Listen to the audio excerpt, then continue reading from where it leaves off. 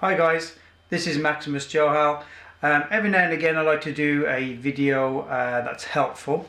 Today I'm going to be looking at these LED strips that I bought off the internet. They have a three clover kind of input there, which is just basically just separates the neutral and all that, I'm assuming. You can piggyback onto the other one, so both sides have got two of them, so you can basically put them side by side and make loads of them together. Now I don't really know too much about electrics, so I had to get some help off someone. When I first originally purchased these off eBay, they came just this on their own, and I think they were around about £3-4. I thought, brilliant bargain, this is going to be awesome. But then when I opened it up, I realised there was no cable in there. So I went back to the shop. I started at the shop, but the online store, and I said I need the cable, and they do sell the cable separately, so which was fantastic. However, I wasn't expecting that I had to buy them more separate. I assumed they would have come in the box, but as you can see, this box is absolutely tiny, which means it's basically just the tube on its own, with a couple of fixtures and fittings, so that you can put them on the back end of these, and you can maybe attach them to something or a wall or something. Okay, so anyway, apart from that, brilliant.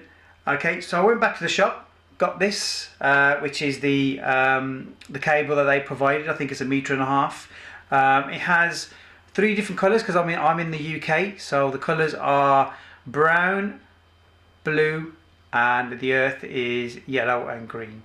Now, it didn't used to be like this. This is changed because of the EU rules and everything, so don't know why. I love the way it used to be before, with the red and black. Red always used to be live. You knew the red meant danger, so you knew it was live. Black was neutral, no colour, which usually means neutral, and then earth stayed the same, so which luckily that's a good thing for us. Then when I got it, I realised they didn't give me a plug. So I've got the plug, and when I got the plug, I realised then inside here are 13 amp fuses. And I thought, flipping heck. So I bought this separately, I've bought this separately, I've now bought this separately, but now I'm most likely going to have to buy a fuse separately. So I went back to the store and I said to the store, what kind of ampage do I use for these? These are, as far as I know, these are 5 watts each, because these are the smaller ones. The bigger you go, I think they become 9 and 13 and they continue on that. This was 5 watts, hardly any information on the box whatsoever. Just in different countries saying what it is. None of the items here are displayed to say what they were or what power or anything like that, so there's no way of knowing. I asked my parent, who kindly helped me out. There is a little bit here that says something here, so I don't know if you can see that on the camera, and it just says l.e.d. T5, which is the kind of the model numbers they do, which just means the tube style, and it's 30 centimeter, sorry. It just said meant in CW, but don't know what that stands for. Maybe another product number just to say what it is, and that's it. No information about ampage or what you should be using, and I was so scared about blowing it up. I had to get help from someone. So after a bit of faffing around, it is producing 2.01 I think it was volt, no, not volts, ampage I think it was. So I was advised to get a 3 amp fuse. So it's very easy to take out. Bought that off Amazon.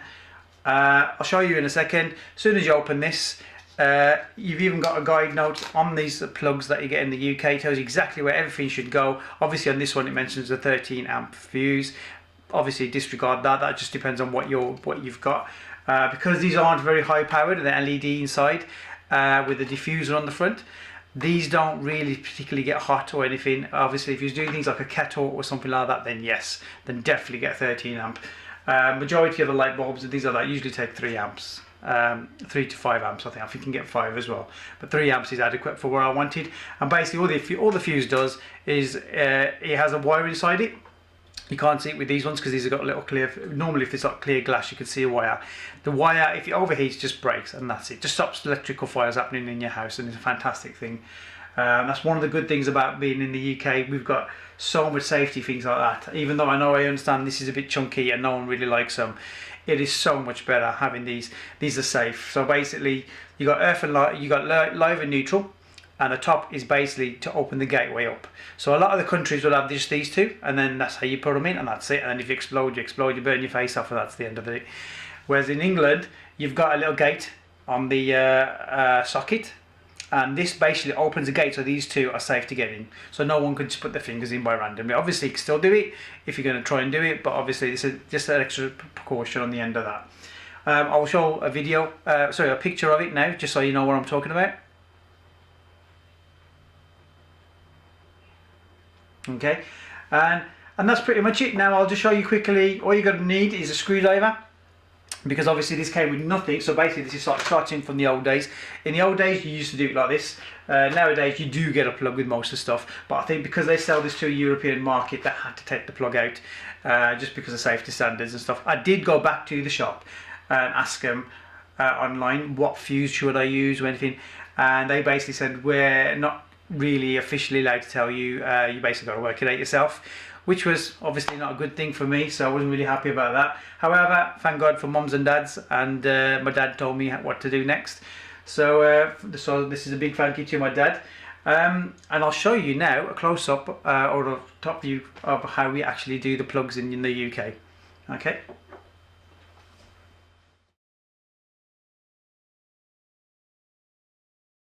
So basically what I've done, I've just done an overhead shot so it's easy for you to see what I'm doing.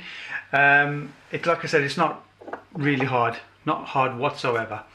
So as mentioned before, they do provide you with this kind of cutout cardboard, which is kind of stuck on there when you first get it. You just rip it off, and it's very good because obviously things have changed, and even I wouldn't have known what to do. I'd have to Google it, but this is fantastic. So basically what we're going to do is, first things first, take off the screws.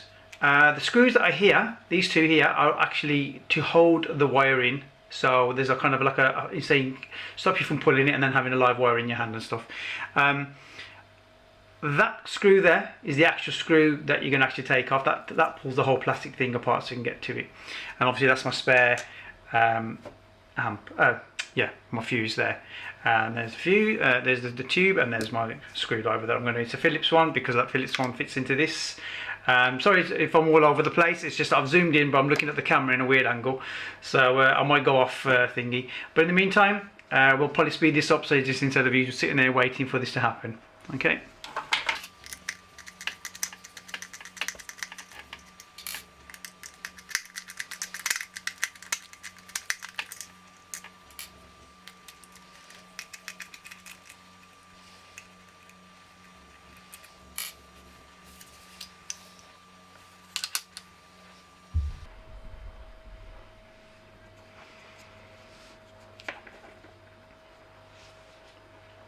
Okay, now as you can see, that's where the 13 amp fuse is that came with it. That is your live, so you put your live into there, your neutral into there, which will be in this case it will be the blue, and here will be the brown, and then this is your earth, so basically stops you from getting electrocuted if something goes wrong. Obviously if you've got a circuit breaker, it should pop. If not, this should pop, and if that, then you've got some dodgy wiring somewhere in the house. As you can see, when I pulled out the backing, you do get this little kind of plastic thing here. Okay, what I might do in a second, if you bear with me, that's it, that's probably going to be better for me. So you've basically got the rubber thing that goes into there, and what happens is when you put the wire in and it's hanging out from here, you put this back on here and this becomes like a little grip, and then you just basically, that holds it all in place like that. Okay, and that's basically what it is. So once again, we'll speed up the camera and then you'll see what we have to do. So basically what we're going to do is speed up the camera in a second. What I normally do is take this out first, so I want to get the fuse out. Now this is a separate part, and then this is a separate part. Now it might be different in some cases. There might be like a little metal thing in between holding these two together. It's still the same thing. You can pull the whole thing apart and you can take it back out. Okay, the only reason I've taken that out is so I can take the 13 amp fuse. Normally you wouldn't have to do this. This is just so it's easier for me. I'll put that somewhere safe. I can use that somewhere else, and then here's my 13 amp. Now for now, I'm not going to put it in. I'm going to leave that here for now because it's a bit fiddly now, the next scene. Basically we're just going to, before we do anything, a good tip is, Some people try and unscrew it like this while you're here, then it hurts your fingers. If you slot it back in and then just unscrew all the screws that are in there. Okay, and the reason you do that, it just makes it easy later on, because obviously when these are machined, these do come off like a robot or something that does it without even realizing how much tension they're putting on there, and obviously to stop it from falling in the transition. Okay, so when you got these, if you want to pop them out, you don't have to pop them out. It's a lot easier when you don't. However, for obviously I want to show you what I'm doing, so I'm popping them out for you. Sometimes popping them out does help, because obviously, like, actually within this case, this length is the same length no matter what. Now, when you go to the earth bit here, right at the top up here, that is actually longer than these two. So when you get there, you're finding yourself you're a bit too short. So what I tend to do is, if that's the case, put the earth one, which is this green yellow one here, and put that straight in. So straight in, and what I've done there is opened it up so you got a nice gap there, right? And a little tip is to twist, if you can, you don't have to, just twist it down until you get like a hook shape. Okay, and the reason you do that, so it's got a more of a surface area to go into there. Okay, so what you do, you put it in there. When you see the metal bit starting to pop out from the other end, you're basically good to go. And all you do is tighten it. And obviously you're going to double tighten these after as well, not just by hand from here. Okay, so as far as I'm concerned, that's done. It's not going to fall off. Okay, next one is going to be, this one came from this side here, so that will be the neutral, which is the blue. So same again, twist it. Like I said before, I am not an electrician. This is just the way I've been doing it for years and years, and never had a single problem with any kind of power. Okay, and then sometimes you might just have to open that a little bit more. Okay, and then you can see, obviously if you go too far, it's not going to pinch onto it. The whole point is that it pinches onto the metal bit, so that the bit that's in there, that's the bit that you want to get to pinch.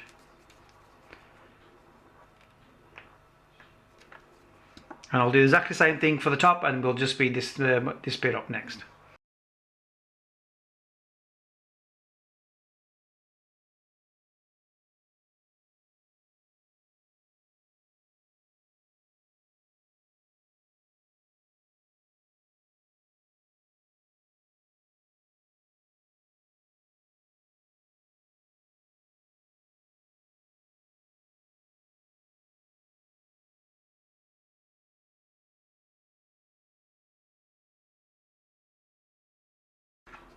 Okay, you have grooves in there, so sometimes you can follow the pattern, so you can send the wires that way around, and sometimes you just don't need to do anything with them.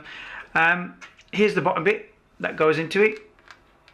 Obviously it doesn't go that way, because then you won't hold into it, it's that way around. Okay, then you just put the fuse in, clicks in, just easy as that. Obviously, ideally you don't really want to go this high up in there. Normally it's around about here somewhere, but that's fine, as long as none of the wires are touching each other, no wires are exposed. That's brilliant. Okay, next thing to do is to get this little rubber thing that was holding before. Remember what we said, it's going to hold that grip down. Now this is the tricky bit. Now obviously if you do this, it's quite tight, so nothing's going to fall out. So what you do, you flip it over. Oh yeah, flat side is going to face this bit, the other plastic. So if the flat side's there, twist that over, it's this way around. Okay, hopefully this is making sense to you, and it's not making you feel it's like daunting and hard work. It's not hard work whatsoever. Okay, all you do is start sliding it in. Start by hand. When you feel like it's stuck, that means it's going through the other end. All you do is then get the screwdriver and screw it all the way in, and you'll see it come out on the other end. There you go, and then as hard as you can, that's it. Okay, and then do exactly the same thing on the other end. So it'll be a lot easier now because you've already done one side, so it should be already lined up with the hole on this side.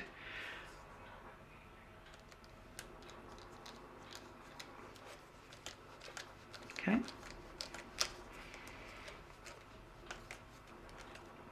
and there you have it. So basically that just stops that from tugging. It just holds it into place. It's just a wire grip for it. Okay, now just to be on the safe side, double check all your connections, because you get more grip on here than doing it by hand, so that'll be a lot easier. Okay, so all of that still needed tightened, even though I did it by hand and it seemed really tight. And then the last bit is just putting it on, and that is it. You've done your first plug, and that's it. Like I said, if you're not sure, get a real electrician to do this. But this is something we were taught when we were in schools. Whether they teach this now, I'm not 100% sure. But that is how you do a UK plug. Okay guys, so I've got the actual thing ready. All it is, very easy. You can't really make a mistake. It's only got 3 ways you can go. It's only got like 3 holes in there. You can only go one way. You put that together. Make sure it's nice and snug. Go to the switch. On mine, I've got a switch. I actually have to switch it on from the plug. And there you have it.